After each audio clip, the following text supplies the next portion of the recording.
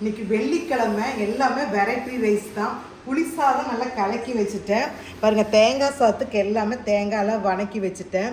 Lemon சாப்பாடுக்கு அதே மாதிரி தயிர் சாதத்துக்கு ரெடி பண்ணி வச்சாச்சு. இதுக்கு சூட்டபிளான கடலக்காய் சட்னி, உருளைக்கிழங்கு பொரியல்.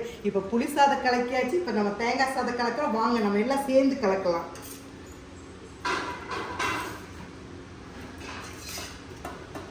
தேங்காய் சாதம் ரெடி ஆகியாச்சு. அடுத்தது லெமன் சாதம் கலக்க போகிறோம். வாங்க பாருங்கள். லெமனுக்கு எல்லாம் தாளிச்சு ஊற்றியாச்சு. நான் லெமனை சாதத்தில் தான் மேலே அப்படி பொழிஞ்சுக்குவேன்.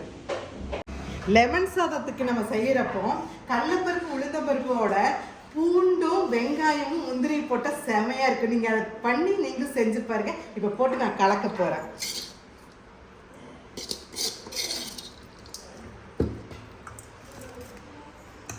சுவையான லெமன் சாப்பாடு ரெடி. அடுத்தது நம்ம தயிர் சாதம் செய்ய போகிறோம். பாருங்கள், தயிர் சாதத்துக்கு நல்லா குழச்சி சீரகமும் உப்பு மட்டும் போட்டிருக்கிறேன். இதில் வெங்காயம் பச்சை மிளகாலாம் தாளித்து போட்டிருக்கேன். இந்த தாளித்து தயிரை அப்படியே இந்த தயிர் சாதத்துக்கு அப்படியே மேலால் ஊற்றி அப்படியே கொலன்னு கலக்குனா சூப்பராக இருக்கும். சின்ன வெங்காயம் போட்டு தயிர் சாதம் சாப்பிட்டதுன்னா செமையாக இருக்குங்க. இதே மாதிரி நீங்களும் பண்ணி பாருங்கள். வெரைட்டி ரைஸ் எல்லாம் ரெடி ஆயிடுச்சு. நீங்களும் வாங்க, அனைவரையும் சுவைக்கலாம், சாப்பிடலாம்.